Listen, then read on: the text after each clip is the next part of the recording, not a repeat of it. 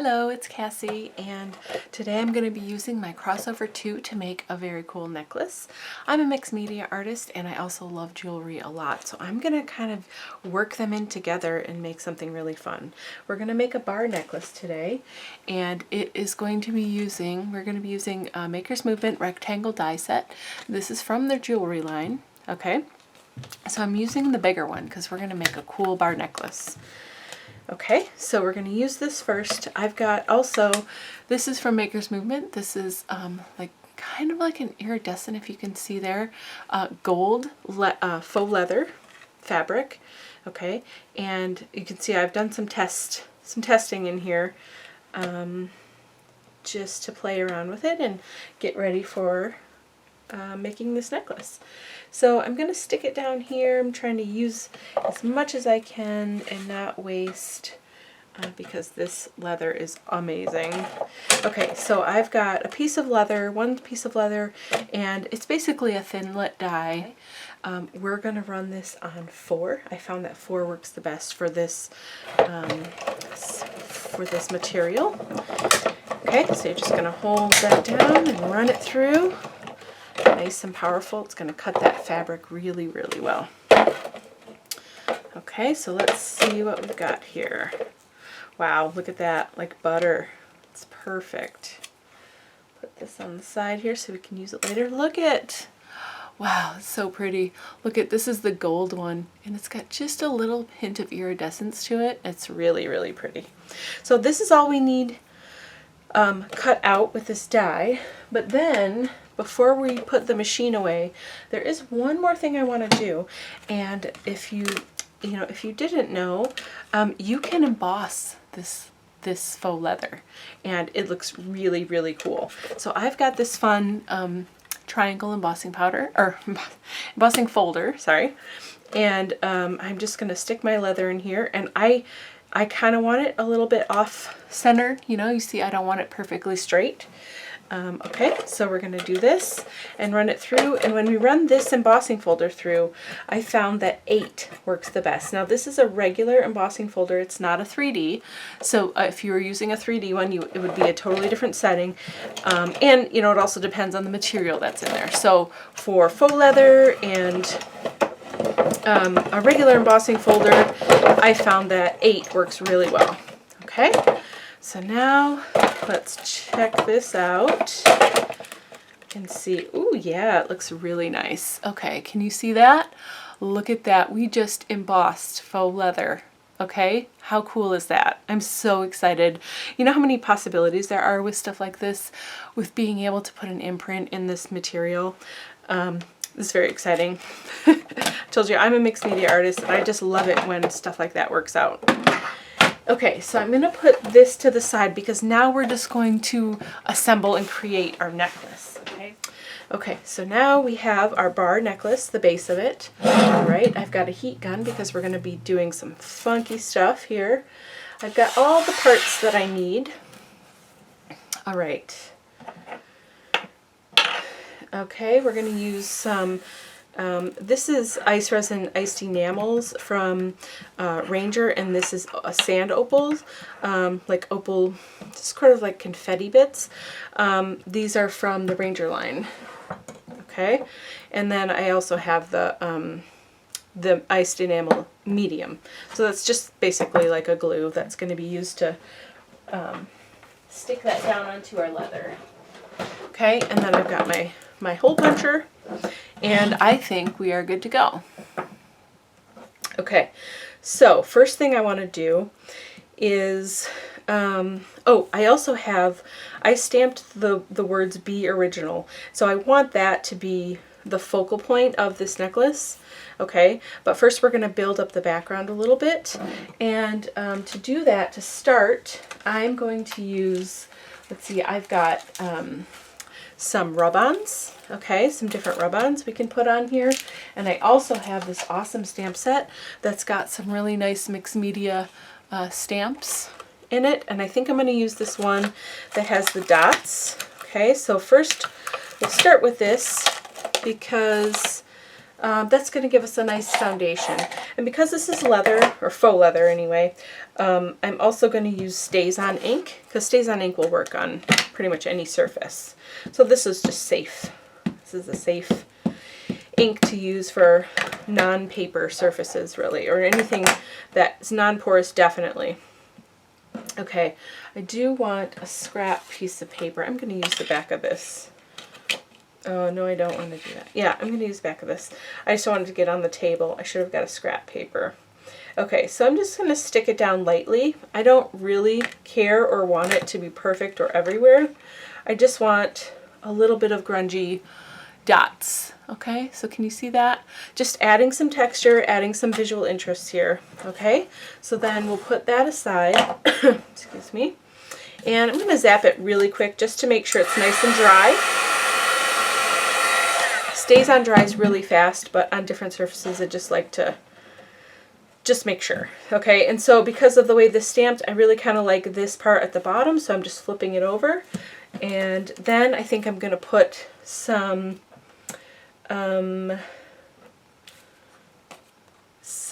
rub-ons on here. Sorry, I'm just looking.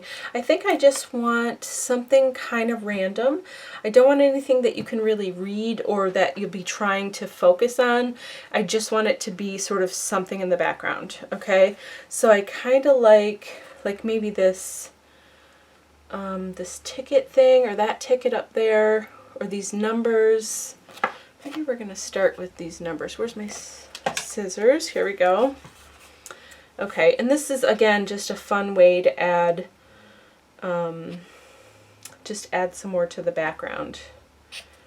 Okay, let's go with these numbers. These look pretty cool. Sorry, I'm just thinking about how I want to put this together.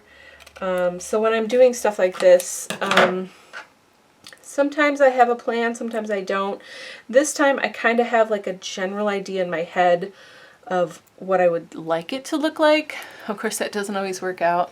I'm going to zoom you in a little bit just so you can see a little bit better what I'm doing up here. Okay, so then this is a rub-on. This is an old rub-on though, I'm going to be honest, so we got to be careful it doesn't peel off where we don't want it to. Okay, and I think I want this even to be like upside down. Okay, let's see. First, where are we going to put our words? So this is where I'm kind of figuring out the layout. There's a piece of rub-on on there. That's okay. That's cool.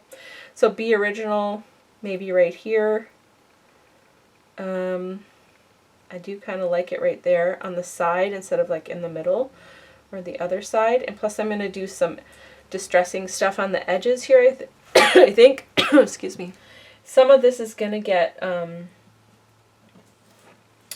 covered up anyway because I am going to be doing something else on here after all of this, so you won't even see all the words, or all those numbers, I mean. Okay, perfect. So that looks pretty cool. Okay, and then maybe I'm going to do one more, something over here, and I do really kind of like this thing. It's just, or maybe I want these numbers. I don't know. First I want to look at this and try it.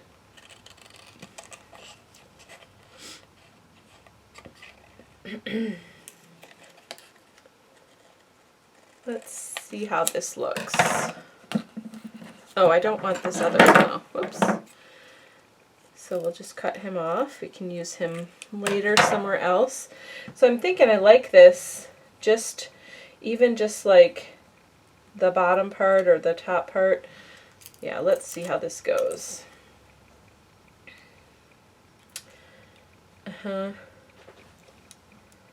Maybe this way. I don't really want that one in there because it's a bit really strong one, and I feel like it's gonna draw attention to itself, you know what I mean? Okay, let's do this. Let's cut part of it off and just put it right here. I like this. And we're not going to waste that last bit. We'll just put it somewhere else, and then it's going to be broken up, and we'll have less impact that way. Okay, so I'm just cutting it right off the edge, and I'm going to rub this on. I love using rub-ons. They're so fun. I'm curious to know if other people still use them. These are old. I haven't seen new rub-ons out in a long time, but it would be fun. Okay, so then I think this is going to go at the bottom here. That looks pretty good to me.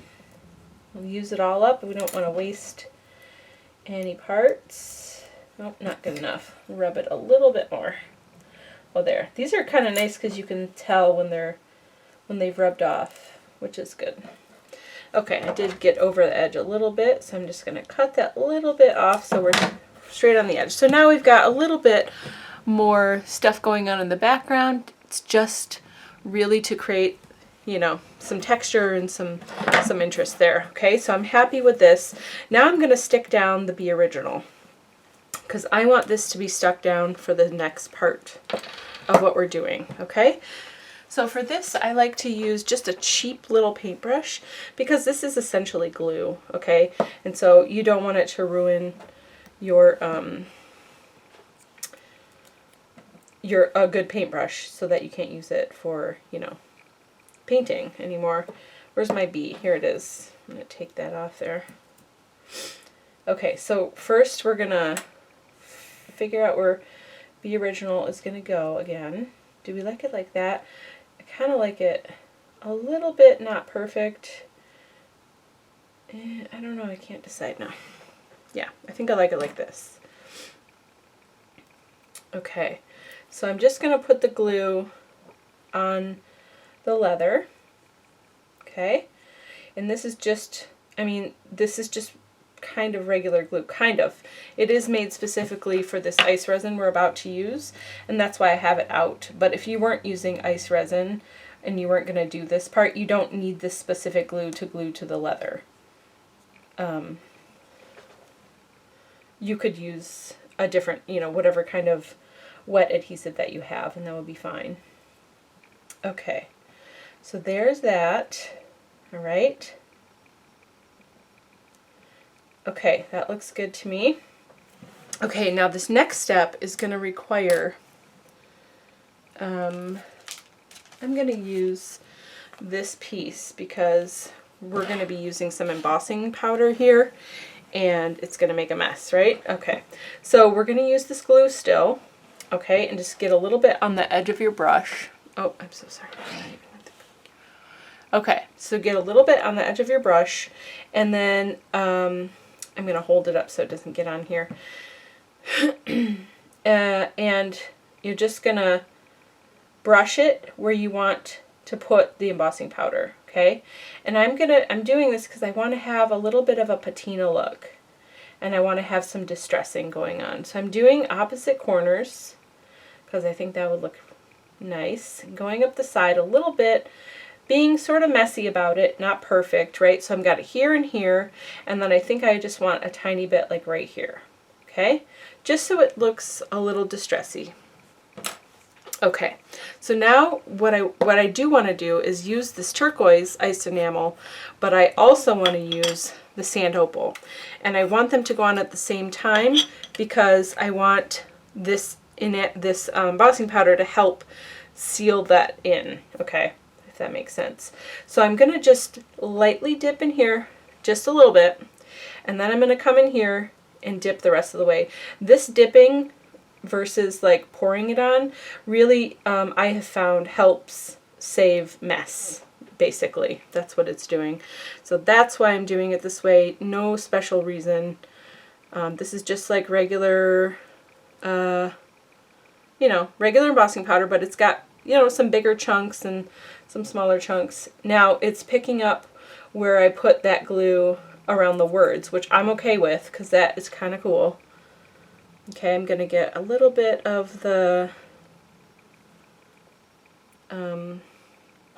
opals, and then I'm just going to shake this up a little. I like having some of those thicker brown pieces in, whoops, I'm losing them now, mixed in with that blue. That's going to give it a really nice distressed patina kind of look. Okay, oh my goodness, look at how cool this is already. I'm really excited about this. Okay, so we're going to set it right here, close this all up so that I don't make a mess. Okay. All right, there's that. We're going to move this guy out. All right, so now we are ready to do the heating. So I just usually use a little pokey tool or something to hold it in place, and then heat up the embossing powder. Oh my goodness. Okay, wow. I'm going to let this dry for a minute because it's super hot, and then I'll show you. It is really cool. Okay, so it's still pretty warm, but look at this. Wow, look at how cool that is.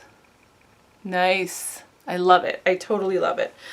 This is turning out really, really nice. Okay, so now I'm going to put the glue away.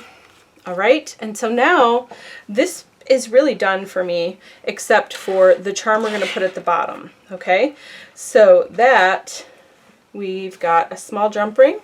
These two big jump rings are for the sides, and then we've got this chain that we're going to use to put it together. Okay, so next I need my hole puncher, and I've got a small jump ring here, and this is just a cute little charm. Doesn't need to be, you know, it's not heavy or anything, so it'll be easy to use. Okay, so did that go through? Let's see, it did.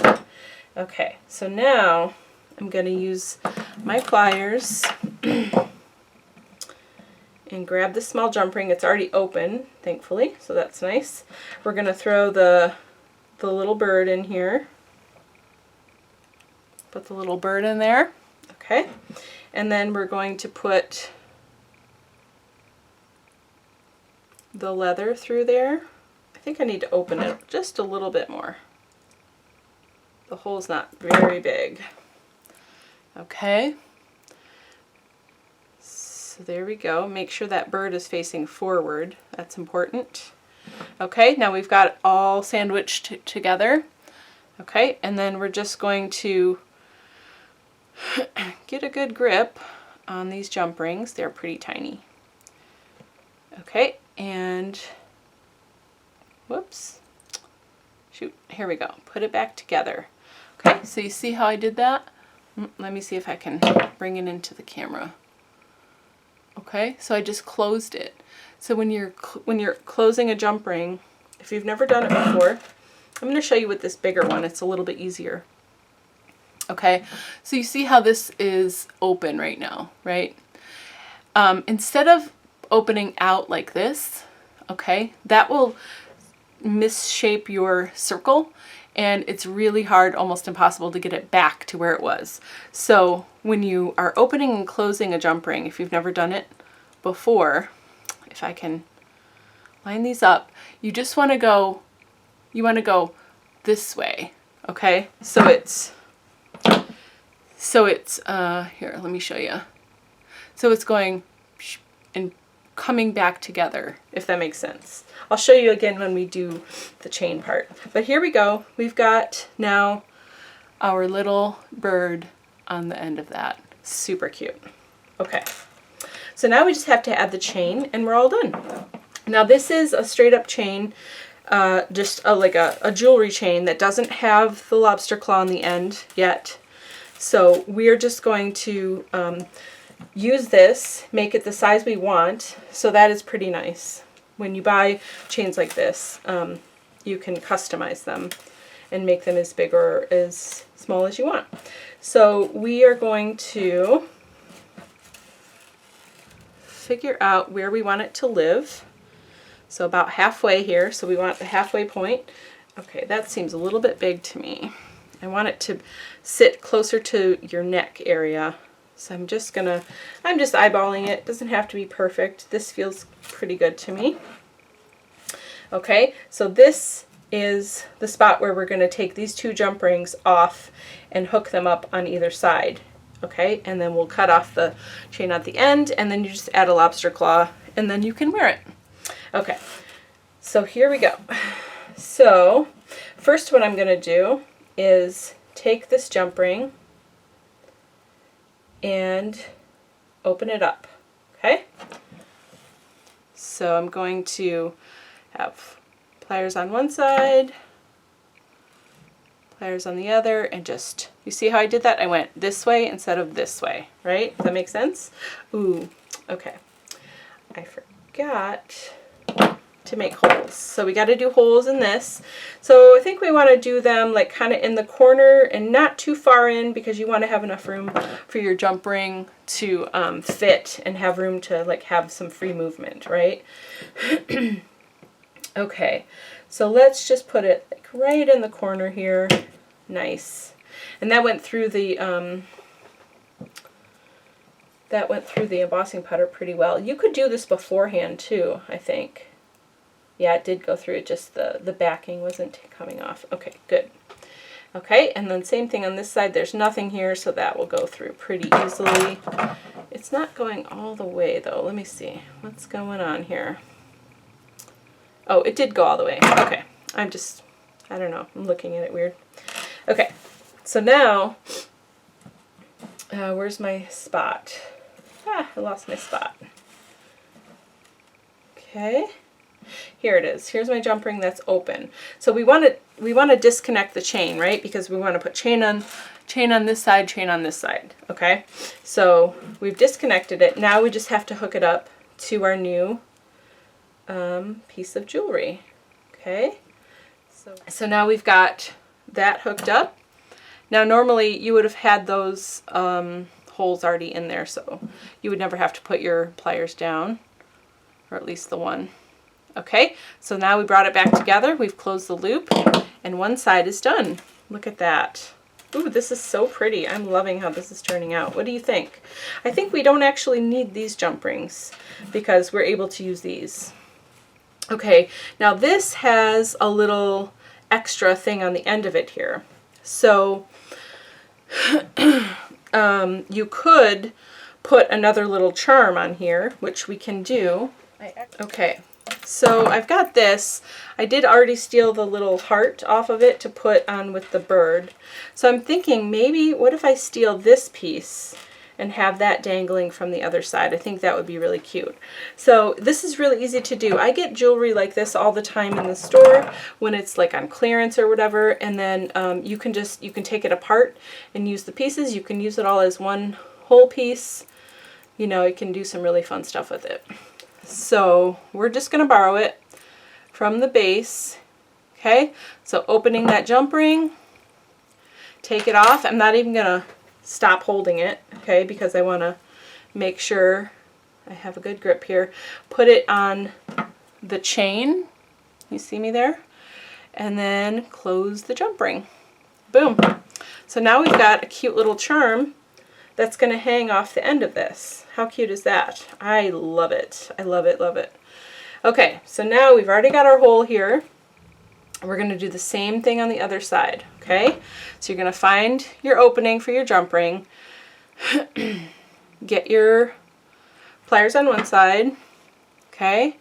And then get them on the other side and open. Twist to open. Give yourself a big enough hole that you're not, you know, having to like maneuver too much to get it in there. Okay, find your hole in the leather. Make sure it's all facing forward the right way. Okay, and then just close your jump ring.